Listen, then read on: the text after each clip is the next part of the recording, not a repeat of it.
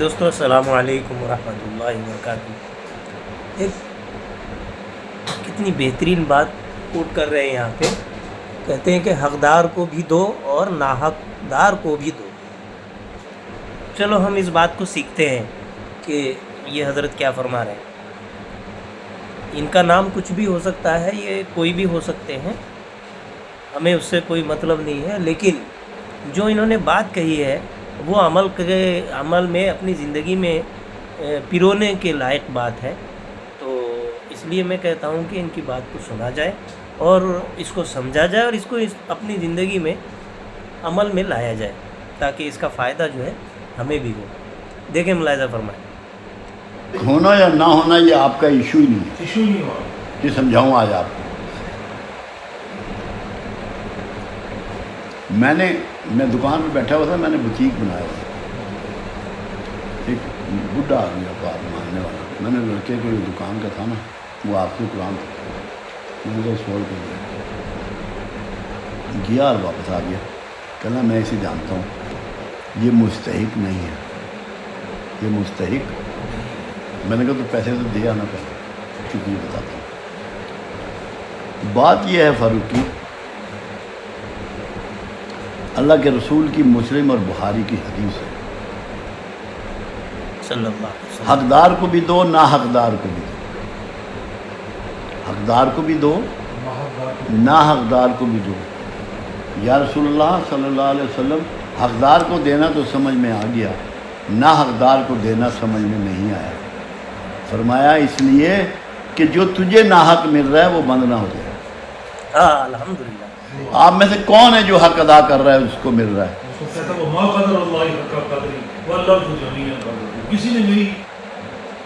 جو تجھے ناحق مل رہا ہے کہیں وہ بند نہ ہو جائے، اس لیے اپنی آنکھ کو بند کر لو اور اپنے سوچ کو بھی بند کر لو۔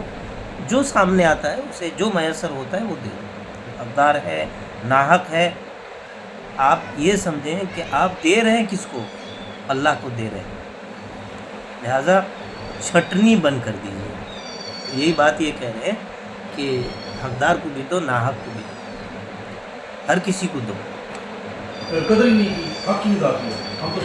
پھر مل تو رہا، یہ نہ بند ہو جائے۔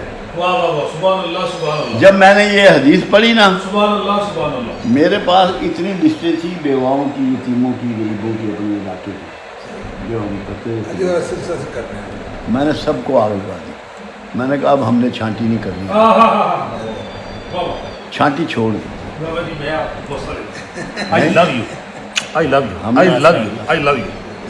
ہم نے چھانٹی ختم کر دی، کیونکہ حدیث مبارکہ پڑھ لی، بات سمجھ میں آ گئی۔ یہ ہے فلسفہ۔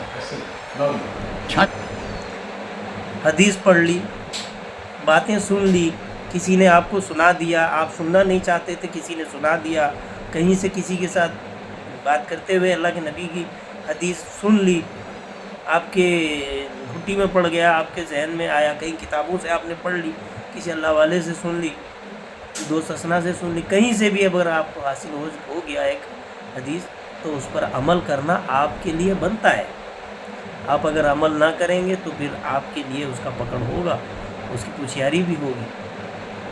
اللہ کے یہاں بخشش بھی ہے اور پکڑ بھی ہے۔ تو بخشش ہوگی تو مغفرت ہو جائے گا، لیکن اگر پکڑ ہو گیا تو اسی بات کا ہمیں جو ہے اسی بات پر رجوع کرنا ہے کہ اللہ کے پکڑ سے ہمیں جو ہے بچنا ہے اور اپنی حفاظت کرنی ہے۔ کون ہے آپ؟ کوئی پیمانہ نہیں ہے ہمارے پاس۔ یہ دیکھو، اس کے لیے ایک کتنی بڑی مثال ہے ہسٹری میں۔ اسامہ بن زید نے، ایک آدمی نے کلمہ پڑھ لیا، اس کو مار دیا، ٹھیک ہے، مقدمہ سرکار کے حضور پیش ہو گیا، بلا لیا اسامہ کو۔ اب پوتا ہے، پوتا کہ اسامہ تم نے کیوں مارا؟ یا رسول اللہ صلی اللہ علیہ وسلم، اس نے خوف سے کلمہ پڑھا جان بچانے کے لیے۔ فرمایا کیا تجھے نیتوں کا حال بھی پتہ لگ گیا؟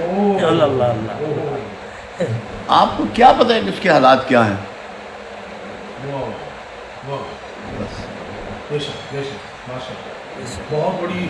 ابھی ایک بندے نے مجھے سوال صبح ٹیلی فون پہ کیا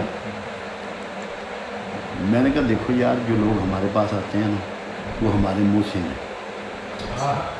میں نے کہا وہ ہمارے محسن ہیں. کہنا کیا مطلب؟ میں نے کہا وہ ہمیں چانس دیتے ہیں کہ ہم اللہ کو راضی کرنے کے لیے کچھ کام کریں.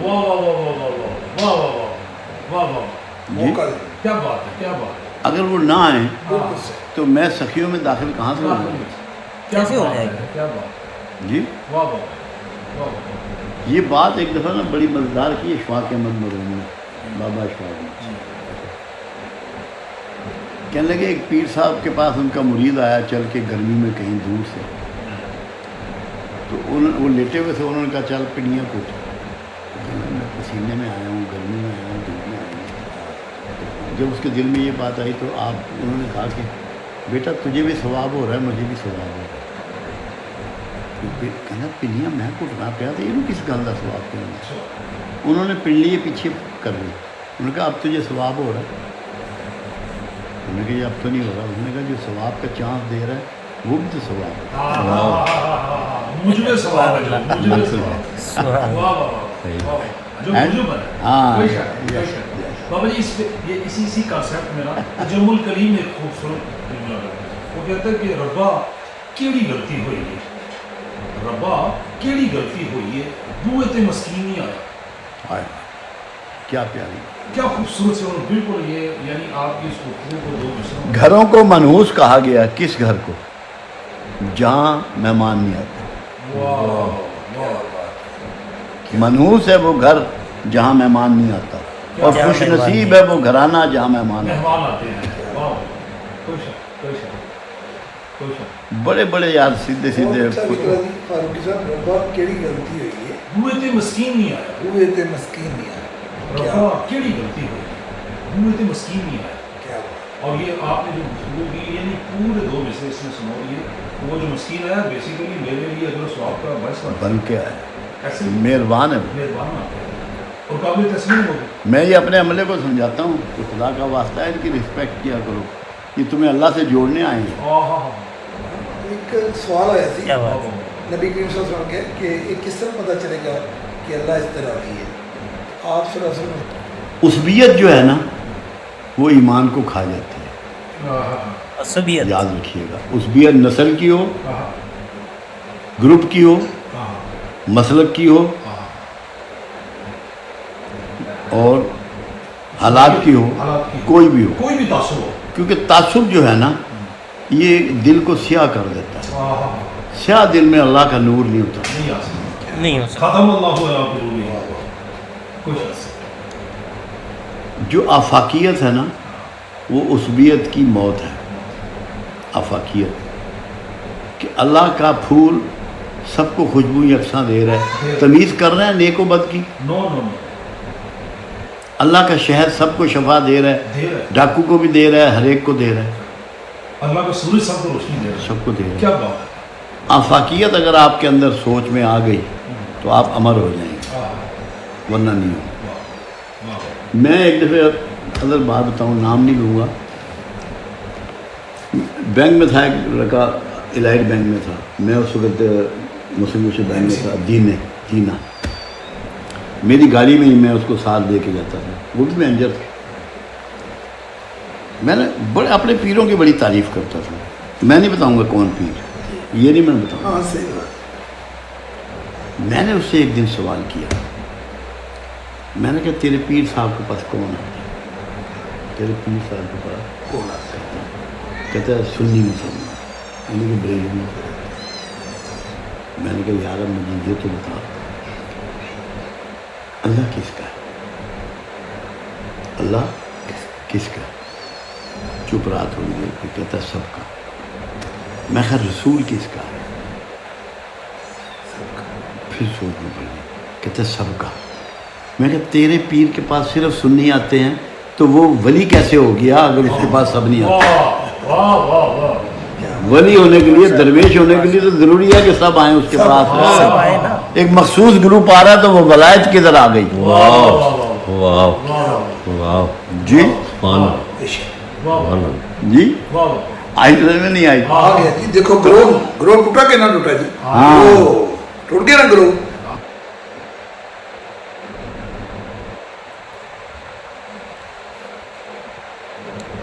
جی، تو کتنی بہترین بات ہے نا.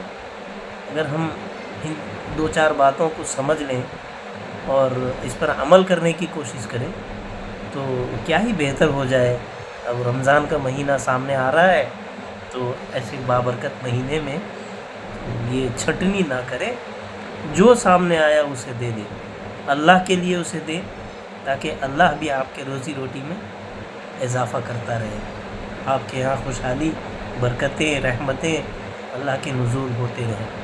اللہ تعالیٰ مجھے بھی عمل کی توفیق نصیب فرمائے، آپ کو بھی عمل کی توفیق نصیب فرمائے اور تمام امت محمدیہ کو اس بات پر عمل کرنے کی توفیق نصیب فرمائے. وآخر دعوانا الحمدللہ رب العالمین. السلام علیکم ورحمۃ اللہ وبرکاتہ. دوستو ویڈیو اچھی لگتی ہو تو لائک کرنا نہ بھولیے، اور اگر چینل میں نئے ہیں تو سبسکرائب کر لیجئے، بیل آئیکن کو دبا دیجئے.